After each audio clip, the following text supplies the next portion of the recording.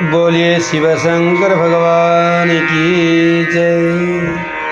सप्तऋषियों का शिव के पास आगमन।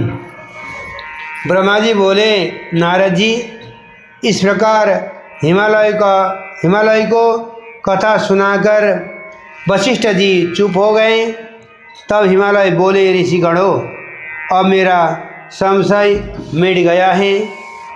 मेरी धन संपत्ति, स्त्री, पुत्र, कुलत्र, कन्या एवं मेरा शरीर भी भगवान शंकर को अर्पण है। मैं अपनी पुत्री पार्वती को वस्त्राभूषण से अलंकृत करके भगवान शंकर को देने के लिए तैयार हूँ। मेरा संकल्प दृढ़ हो गया है। यह सुनकर सप्तऋषि कहने लगे, पर्वतराज, तुम धन्य हो। हम तो यही कहेंगे कि भगवान शंकर भिखारी हैं और आप दाता हो। उन्हें अपनी पार्वती रूपी भिक्षा अवश्य दें। यह कहकर श्री पार्वती के मस्तक पर हाथ फेरते हुए बोले, पुत्री, तुम्हारा मंगल हो। यह कहकर पुष्प, फल आदि देकर आशीर्वाद देने लगे। इधर अरुंधति जी ने भगवान शंकर के गुणों से मैना को मोहित करके लोक रीति के अनुसार हल्दी, रोरी आदि से पत्थर पूजन, मार्जन आदि कराकर 4 दिन के बाद लग्न भी धरा दी। उसके बाद अत्यंत आनंद के साथ सातों ऋषि अरुंधति के साथ भगवान शंकर के पास चले गए। उसके पास पहुंचकर शुभ वृत्तांत सुनाए और कहा कि हमने हिमालय को धर्मशास्त्र के वचन सुनाकर समझा दिया है। वो अपनी पुत्री आपको समर्पण कर रहे हैं। आप विवाह की तैयारी करें। बोले शिव शंकर भगवान की जय। अब हिमालय का लग्न पत्रिका भेजना। ब्रह्मा जी बोले, नारद जी, इसके बाद हिमालय ने अपने सगे संबंधियों को बुलाकर प्रसन्नतापूर्वक अपने पुरोहित श्री गर्ग जी से लग्न पत्रिका लिखवाया। पूजन करके अनेकों सामग्री के साथ भगवान शंकर के पास भिजवा दिया। भगवान शंकर के पास पहुँचते ही उन्होंने लाने वाले पुरोहित का भली भांति आदर सत्कार किया। उसके अनंतर पर्वतराज ने दूर दूर में रहने वाले अपने भाई बंधु को निमंत्रण किया। फिर वस्त्र, आभूषण, विविध प्रकार के रत्न आदि वस्तुओं का संग्रह करने लगे। अनेकों प्रकार की मिठाइयाँ, पकवान आदि बनाने के लिए अनेकों हलवाई लगा दिए गए। सौभाग्यवती पर्वत नारिय मंगल गीत गाने लगी। श्री पार्वती का श्रृंगार करने लगी।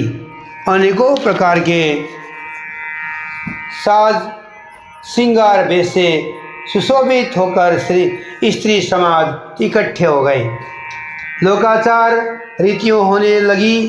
हिमालय से निमंत्रित होकर परिवार के साथ सभी पर्वत वहाँ पहुँच गए।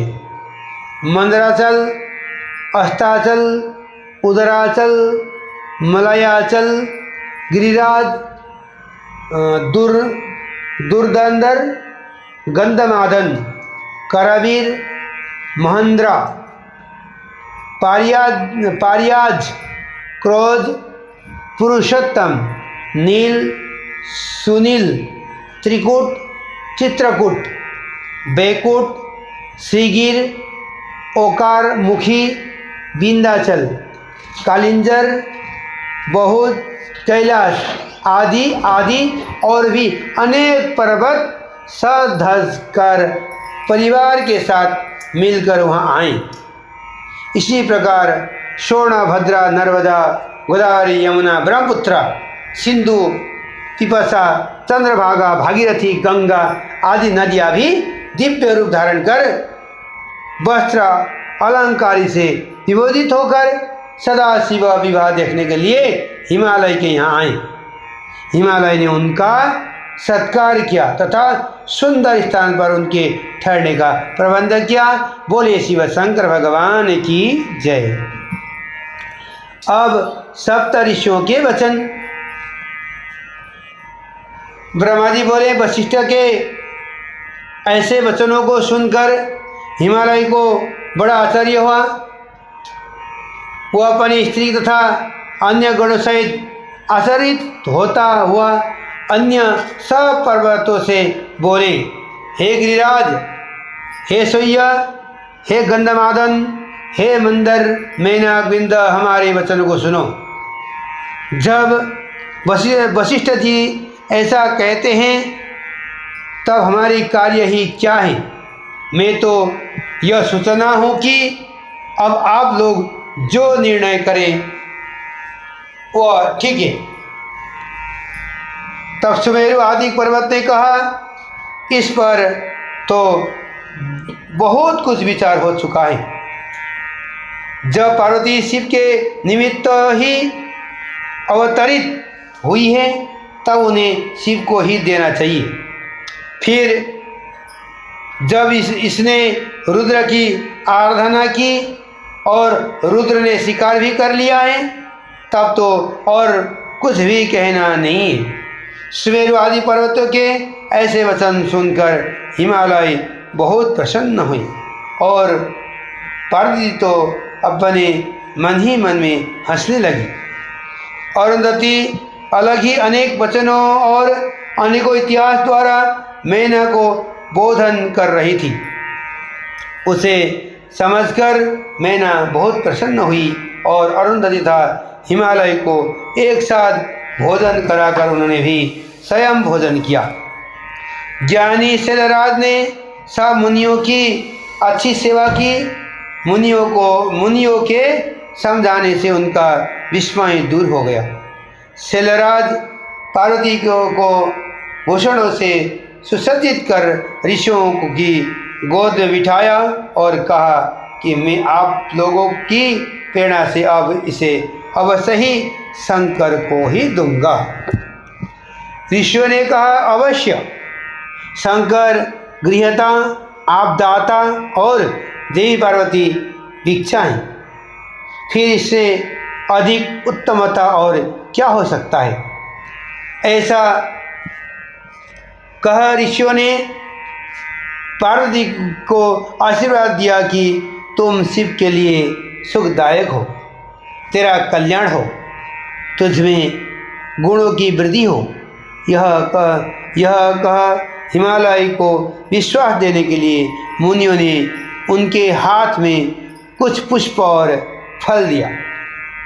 उधर सुंदर अरुंधति ने परम सती मैना को शिव के गुणों से लुभाया। ऋषियों ने हल्दी और कुमकुम से हिमालय की दाढ़ी और मूछें मार्जित की और लौकिक आचार पूर्वक सभी मंगलिक कृत्य हुई। चौथे दिन की उत्तम लग्न मानी गई।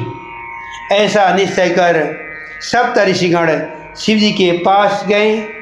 हिमालय और मैना को समझाने वाली अपनी सब कलाएं प्रकट की और शिव जी से उनकी बहुत सी स्तुति कर कहने लगे कि अब इन प्रकार वे दोनों हिमालय और मैना समझ गए हैं। इसमें कुछ भी संदेह नहीं है। हिमालय ने वचन दे दिया है, अब वह पलट नहीं सकता। अब आप अपने गणों को साथ लिए विवाह के लिए जाइए। हे देव, अब आप शीघ्र ही अपने विवाह के लिए हिमालय के घर चलिए और यथोक्त पार्वती के साथ विवाह कर पुत्र उत्पन्न कीजिए। यह सुनकर शंकर जी लोकाचार की गति से हंसकर बोले कि मैंने तो न कभी विवाह देखा है और न सुना है। जैसी विधि आपने पहले की है वैसे विधि कीजिए। शिव जी के इस प्रकार कहने पर ऋषिगण हंसने लगे।